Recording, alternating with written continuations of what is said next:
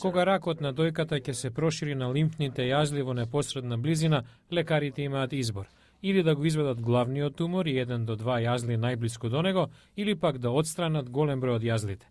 Вториот, порадикален зафат, може да го збрише ракот, но често доаѓа до компликации, како болки во рамото или перманентно и болно отекување на раката.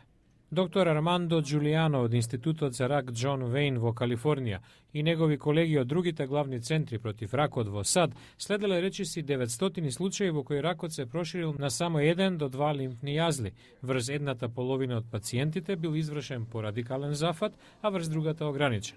Обете групи минале и низ терапија со радијација и хемотерапија. Петгодишната стапка на преживување беше околу 92% без оглед на тоа каква беше операцијата. Жените со отстранети 1 до 2 јазли минаа исто како и оние врз кои беше извршен порадикалниот зафат. Едни експерти велат дека истражувањето може да го промени начинот на кој хирурзите го третираат ракот на дојка откриен во рана фаза. Други пак наведуваат дека се потребни дополнителни докази. Истражувањето е објавено во журналот на Американското медицинско здружение.